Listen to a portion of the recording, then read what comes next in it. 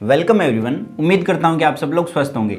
अगर आपको इंग्लिश में वोकैब और कॉम्प्रिहेंशन में प्रॉब्लम आ रही है, कॉम्प्रिहेंशन यानी क्लोज टेस्ट, PQRS, पैसेज, इनमें दिक्कत आ रही है, तो आज का वीडियो आपके लिए बहुत ही ज़्यादा इंपॉर्टेंट होने वाला है। आज का सिंगल वीडियो देखने के बाद में और इसको अच्छे से फॉलो करने के बाद में आपके कोई भी SSC एग्ज़ाम में 50% नंबर सिक्योर हो जाएंगे। अगर मैं SSC CGL की स्पेसिफिक बात करूं तो प्री में आपके 50 में से 30 नंबर और मेंस में 200 में से आपके 110 नंबर पक्के हो जाएंगे अगर आज का वीडियो आप अच्छे से फॉलो करोगे। आज मैं आपको इंग्लिश में वोकैब और कॉम्प्रिहेंशन के लिए बेस्ट बुक बताने वाला हूँ। इसमें मैंने 3-4 एडिशन की बुक को अच्छे से स्टडी किया है, उसके बाद में मैं इस कंक्लूजन पे पहुँचा हूँ कि कौन सी बुक इसके लिए अच्छी है। अब आप कहोगे कि कॉम्प्रिहेंशन के लिए कौन सी बुक हो सकती है, क्योंकि आज तक हमने तो यही सुना है कि अगर आपको कॉम्प्रिहेंशन मजबूत करना है तो आपको अपनी रीडिंग स्किल इंप्रूव करनी पड़ेगी, ज़्यादा से ज़्यादा आपको रीड करना पड़ेगा।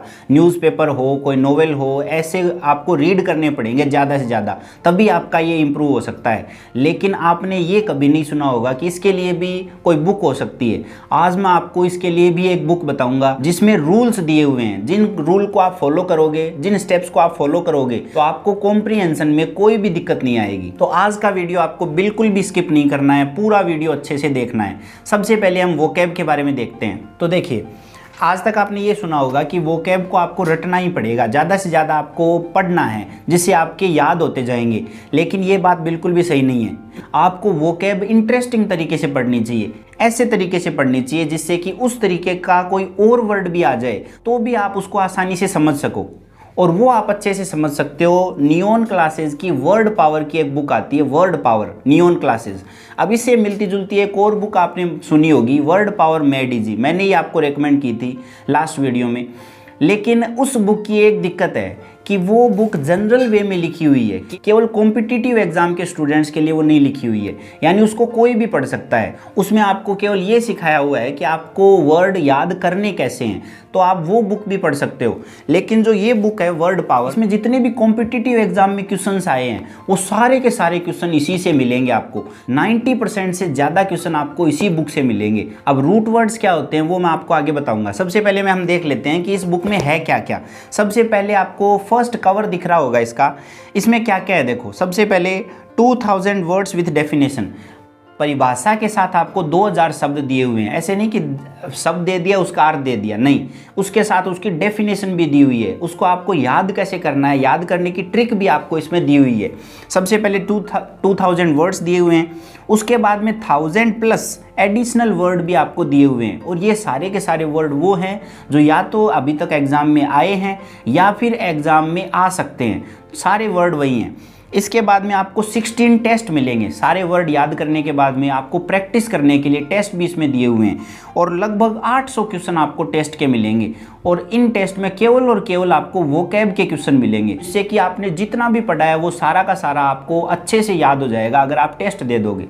ये बुक कैट, SSC, बैंक और CDS, इन चारों एग्जाम्स के लिए, और इससे रिलेटेड भी कोई एग्जाम है उसका सारा सिलेबस वोकैब का ये बुक आपको कवर करा देगी। सबसे पहले अगर हम आगे चलें तो देखिए क्या आपको मिलेगा। सबसे पहले आपको इंट्रोडक्शन मिलेगा कि इस बुक को आपको कैसे रीड करना है, इसमें क्या क्या दिया हुआ है।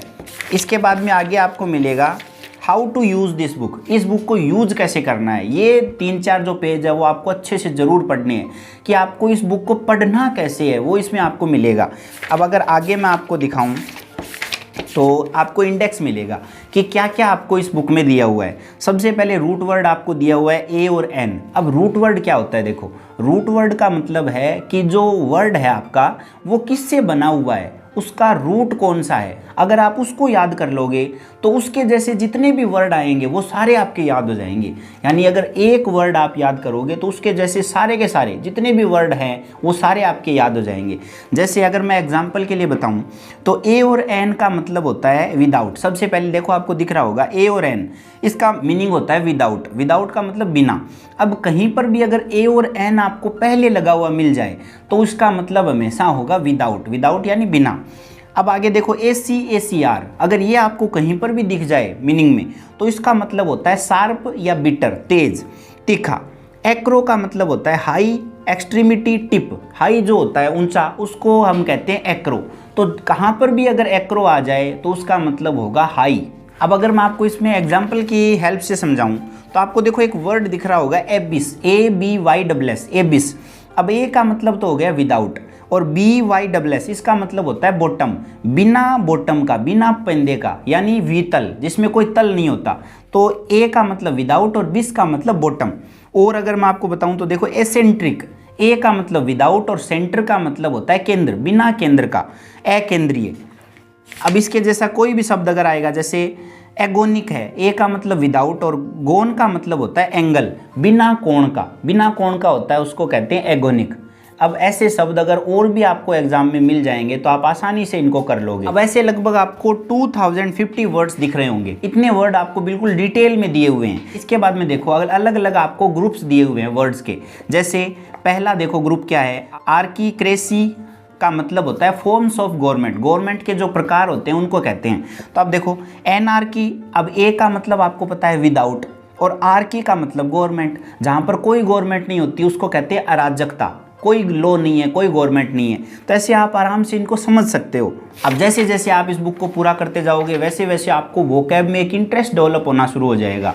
आगे आपको मिलेंगे टेस्ट, आपने कुछ भी पढ़ लिया हो, जब तक आप उसका टेस्ट नहीं देते हो तब तक वो कंप्लीट नहीं होता है। जैसे टेस्ट में देखो क्या है, जो भी आपने वर्ड पढ़े हैं उन सबको लिखा हुआ है। जैसे ए क्योर फॉर ऑल डिजीजेज, सभी डिजीज का क्योर होता है, उसको क्या कहते हैं, तो उसको कहते हैं Panacea. Words inscribed on the tomb, tomb के ऊपर जो शब्द लिखे होते हैं उसको क्या कहते हैं, तो उसको कहते हैं एपिटाफ। तो ऐसे आपको इस बुक को पूरा कवर करना है। ये बुक आपको अमेज़न पे, फ्लिपकार्ट पे या आपके नज़दीकी स्टोर पे मिल जाएगी, तो आप परचेज कर सकते हो अगर आपको अच्छी लगी हो तो। अब हम चलते हैं अपने वीडियो के सबसे इंटरेस्टिंग और इम्पोर्टेंट पार्ट पे, और वो है कॉम्प्रिहेंशन। ये कॉम्प्रिहेंशन आप कहाँ से करोगे? अभी तक आपने कॉम्प्रिहेंशन से रिलेटेड कोई भी बुक आज तक मार्केट में नहीं सुनी होगी, लेकिन आज के बाद में आपको कॉम्प्रिहेंशन के बारे में सारी के सारे जो कॉन्सेप्ट है वो चेंज हो जाएंगे। तो देखो सबसे पहले मैं आपको बता रहा हूँ जम्बल्ड PQRS, ये आपको नियॉन क्लासेस की एक बुक है, इससे पढ़ना है। इसमें देखो क्या क्या दिया हुआ है। फर्स्ट पेज दिख रहा होगा जम्बल्ड PQRS का, इसमें आपको क्या क्या दिया हुआ है देखो, 525 प्लस आपको जम्बल्ड दिए हुए विथ डिटेल्ड एनालिसिस। सबसे ज़्यादा ज़रूरी ये है कि पूरा आपको एनालिसिस की करके दिया हुआ है कि आपको पढ़ना कैसे है। केवल ये नहीं कि आपको क्वेश्चन दे दिया और उसका सॉल्यूशन दे दिया, कि कैसे आपको इनको अरेंज करना है। जम्बल्ड इसका मतलब होता है कि इसको अरेंज करना है।